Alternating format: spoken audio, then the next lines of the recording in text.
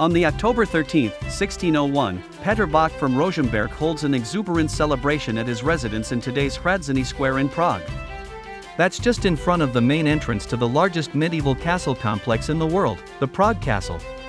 Among the guests is also Tycho Brahe, the Danish astrologist and more importantly, astronomer, who was widely considered the best and the most precise observer of the night sky. There was a lot to celebrate that day. Just a few days ago, the Caesar Rudolf II of Habsburg, the Holy Roman Emperor, King of Hungary and Croatia, King of Bohemia, and the Archduke of Austria, asked Tycho de Brahe to compile a brand new set of astrological tables, together with his junior colleague, Johannes Kepler. At that time, nobody knew that this wasn't going to happen.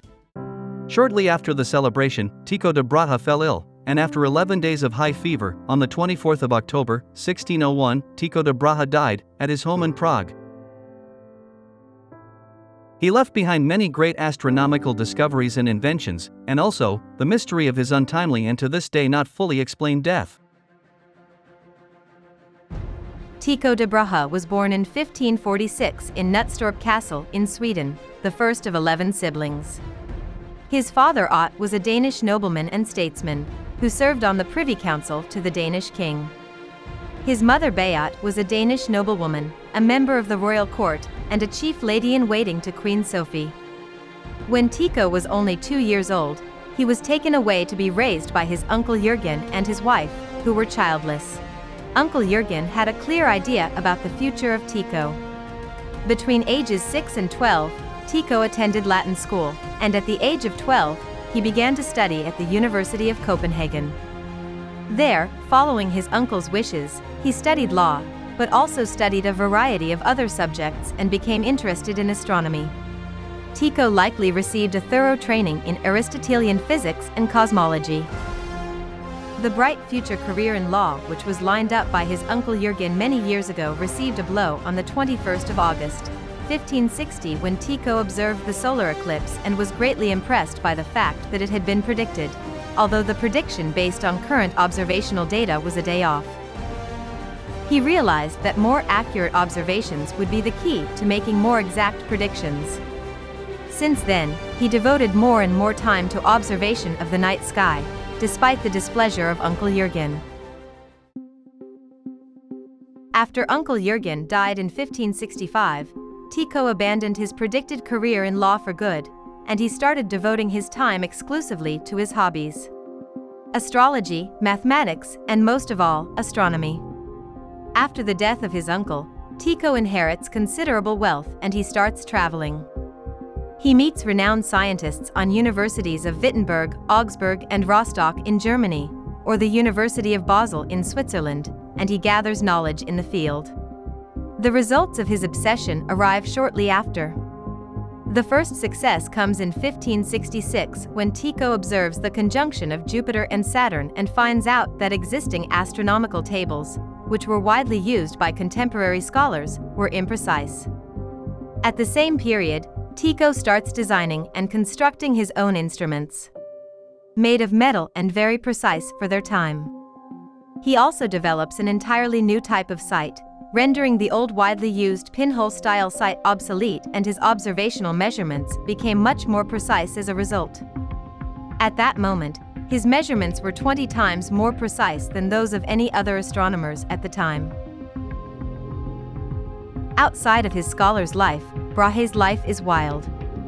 At the age of 20, for instance, he gets into an argument with his cousin Manderup Parsberg and loses parts of his nose in a sword duel over who is a better mathematician, and gains a broad scar across his forehead.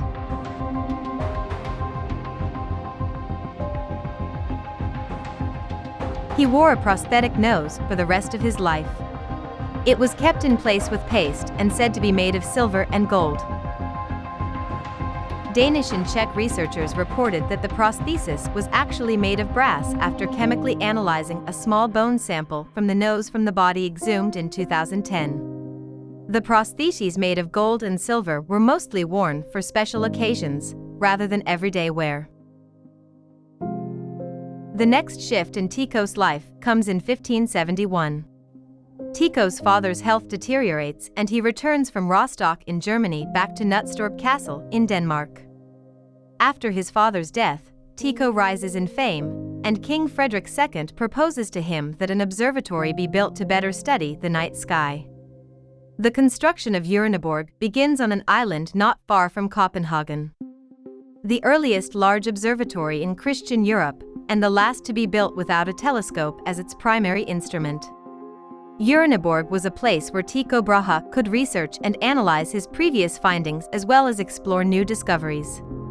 Tycho Brahe was an astronomer of the pre-telescope era. Using just his naked eye, he observed the planets, moon, stars, and space, and recorded everything he saw while completing a multitude of calculations daily. Tycho Brahe was highly appreciated by King Frederick II, and he was accepted and supported by people of high power. The support Tycho Brahe received from the king allowed him to continue his research and make significant contributions to the field of astronomy. On November 11, 1572, Tycho observed a very bright star, now numbered SN 1572, which had unexpectedly appeared in the constellation Cassiopeia. Because it had been maintained since antiquity that the world beyond the moon's orbit was eternally unchangeable, other observers held that the phenomenon was something in the terrestrial sphere below the moon. However, Tycho observed that the object showed no daily parallax against the background of the fixed stars. This implied that it was at least farther away than the moon and those planets that do show such parallax. He published a small book, De Nova Stella, thereby coining the term nova for a new star. We now classify this star as a supernova and know that it is 7,500 light-years from Earth. This discovery was decisive for his choice of astronomy as a profession. Tycho was strongly critical of those who dismissed the implications of the astronomical appearance, writing in the preface to De Nova Stella, translated from Latin, O thick wits. O blind watchers of the sky. The publication of his discovery made him a well-known name among scientists in Europe. During his research on the island of Hven, he and his colleagues made and recorded thousands of measurements, and the place became the astronomical center of the world as a result. Tycho and his team investigates the movement of the moon.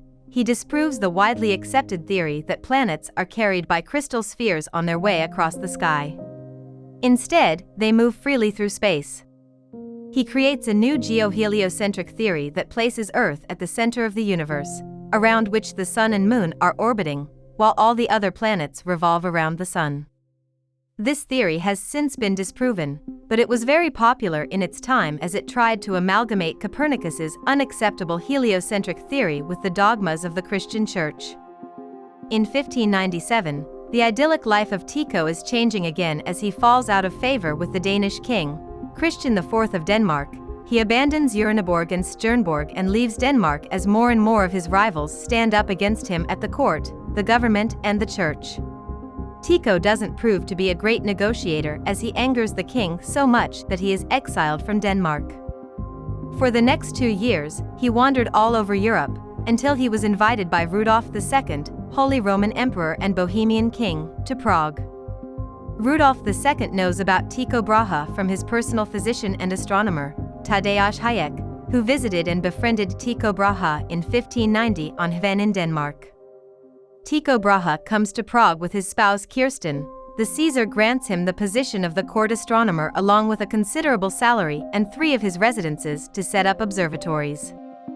Tycho Brahe chooses Benátky Castle for its location on a hill, and he rebuilds the castle to his liking. To 13 rooms of the castle, he installs instruments and he and his assistants use them to observe the universe. It is here where Tycho meets and starts to cooperate with another genius scientist, the mathematician Johannes Kepler.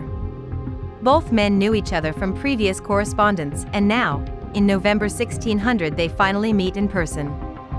The union of these 2 men eventually brings a profound shift in the human endeavor into learning about the universe, bringing Kepler's mathematical genius to Brahe's vast library of observational data to reveal brand new ways of evaluating them. To devise the 3 famous Kepler's laws of planetary motion, Kepler utilizes Brahe's systematical and at the time the most precise observational measurements. The cooperation of these 2 scientists only lasts for over a year, during which time, both egocentrical men keep arguing, which results in Brahe spending more and more time in Prague. This is where, during one of their personal meetings in 1601, Rudolf II commissions the compilation of brand new astrological tables. Neither of them knows at the time that it will be Kepler, not Brahe, who will get to supply them in 1623, and that neither Brahe nor Rudolf II will live to see them. The death of the Danish astronomer and alchemist Tycho Brahe on the October 24, 1601 is surrounded by myths. The most prevalent is the one about his burst bladder, which stems from the description of symptoms provided by Johannes Kepler. There were also theories about Brahe having been murdered since mercury was found in his hair. One theory even blamed Kepler for poisoning Brahe to appropriate his discoveries. These theories were disproven in 2010 after the exhumation of Brahe's remains from the Tin Church on the Old Town Square in Prague. The presence of mercury was confirmed, but its concentration was far below life-threatening, even after correcting for the age of the sample. The latest research favors an illness called uremia, a clinical condition associated with worsening renal function, which is characterized by fluid, electrolyte, hormone imbalances, and metabolic abnormalities. The literal meaning of uremia is urine in the blood, and its symptoms are in line with the records of Brahe's health condition before his death. Unlike many Brahe's contemporary colleagues, many of which had to defend or even withdraw their scientific conclusions, or even burn at the stake for them, Tycho Brahe left the world as a famous man. The city of Prague organized a magnificent funeral for Brahe on the 4th of November, 1601, which was attended by more than 600 VIP guests.